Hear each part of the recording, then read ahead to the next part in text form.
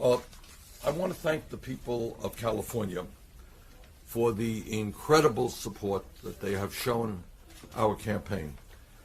During the last several weeks, we have held 38 events, 38 separate events in 34 cities and towns throughout the state of California. One of the things that I enjoy very much is getting out to communities where other candidates often do not go, and those include some pretty small towns. And we have been just amazed at the kind of turnouts that we have seen at these rallies, which have been attended in the last several weeks by over 215,000 Californians. And tonight, we're going to be holding the last rally of our California campaign here in San Francisco. We hope to have a good turnout there as well. And let me repeat what I have said from day one here in California, which I think most people agree with. If the turnout is high tomorrow, we will win. If the turnout is very high, I think we will win by big numbers. If the turnout is low, we will probably lose. So my request, obviously, to the people of California, to those people who are prepared to stand up and fight for real change in this country, is please come out and vote tomorrow. Let us see California have the highest voter turnout in the history of the state in terms of the Democratic primary. The message of our campaign throughout California, and in fact throughout the country, has been, I think, very consistent.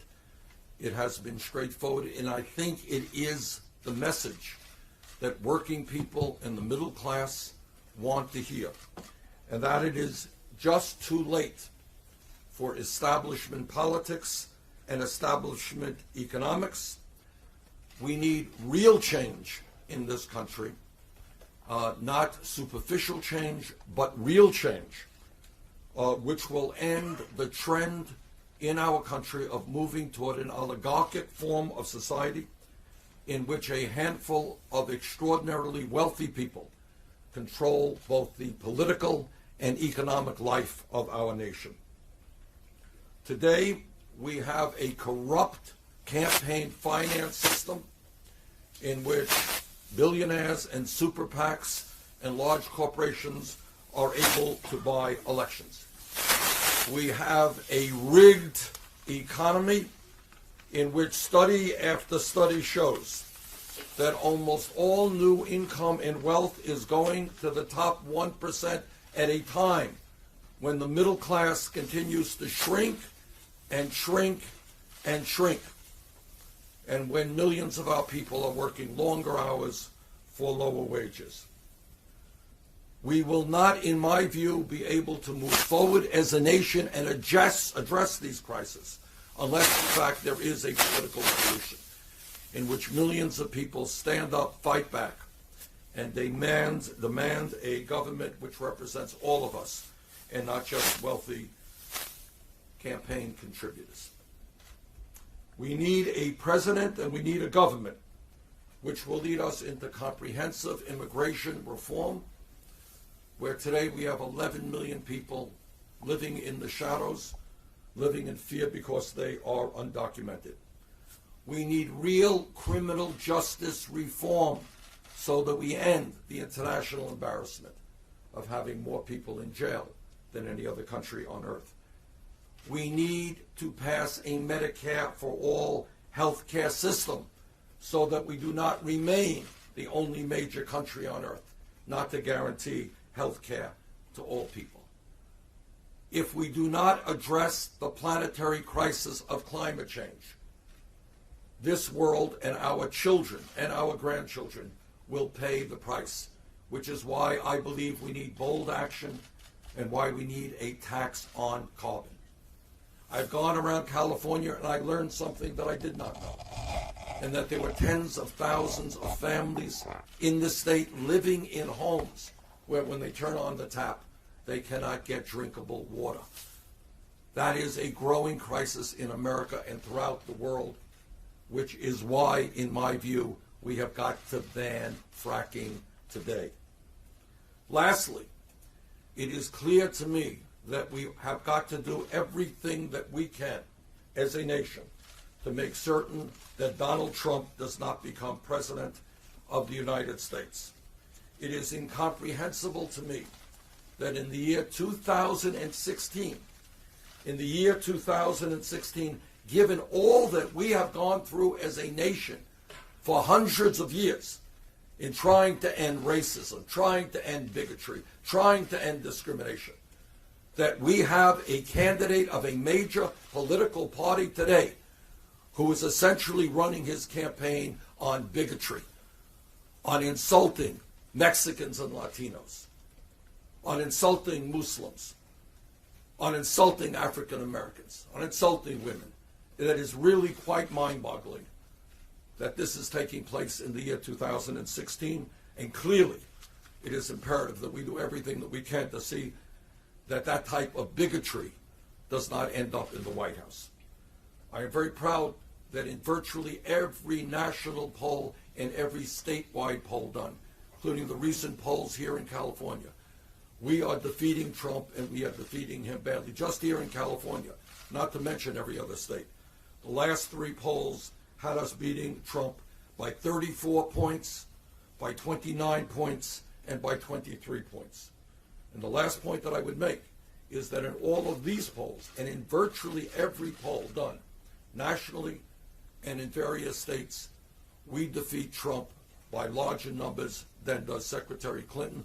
And in some cases, she is actually losing to Trump when we are defeating him. And the last point is the recent insults to Judge Gonzalo Curiel are again beyond comprehension. This is the year 2016. To attack a judge because he has a Mexican heritage, a man born in the state of Indiana, this is a candidate of one of the large major political parties in this country. It is really quite incomprehensible, and I think the American people understand that. Now, in terms of where we are politically, I think I've said pretty much everything that I had to say a few days ago, but if there are any questions on any of the issues. Yeah. Excuse me. Excuse me. Yeah. Excuse me.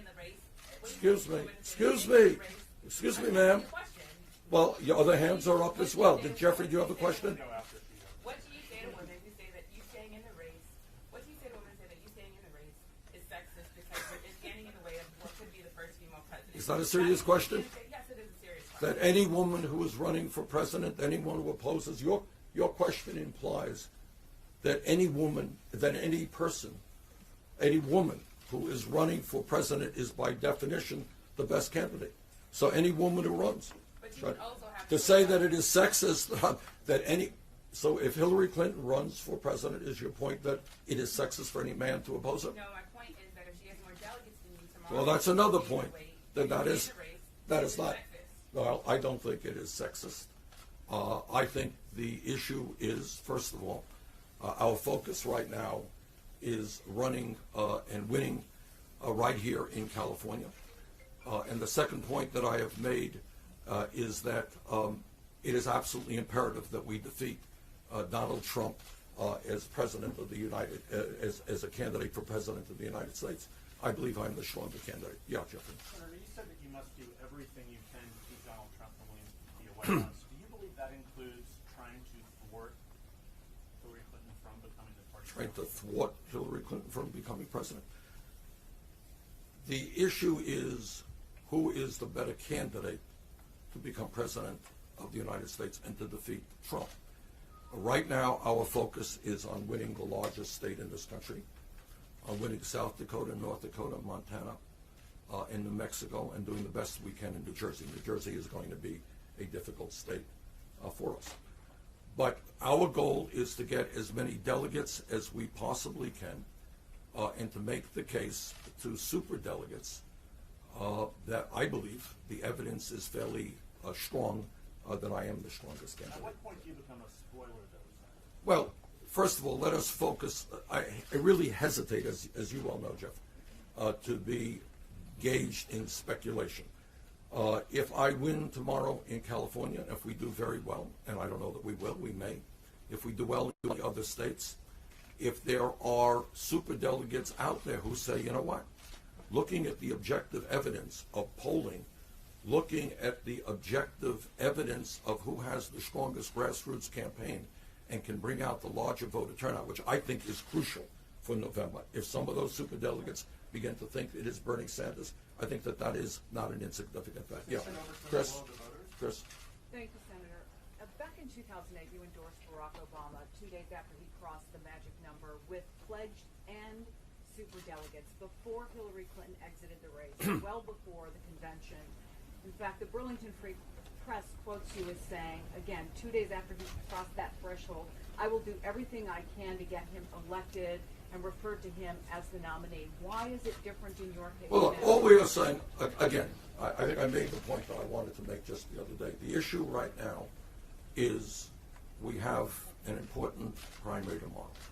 That's what we have. We are working as hard as we can. As soon as I leave here and get some food in my stomach, I'm going to go out talking to a lot of people and doing everything that I can. We got a good rally here in San Francisco. So right now, my focus is on winning the largest state in our country, which has 475 delegates, and in winning the South and North Dakota elections, in winning Montana, and in winning New Mexico, and doing the best we can in a tough race in New Jersey. So that is where I hope. Yeah. So based on what you just said to Jeff, though, I just want to clarify, if I can, Senator. You said you're going to look at how you do tomorrow, and you're going to look at whether or not it looks like some superdelegates are turning. If the numbers aren't with you tomorrow, and if you don't get an indication, would you consider endorsing Hillary Clinton before the convention? Well, that's something.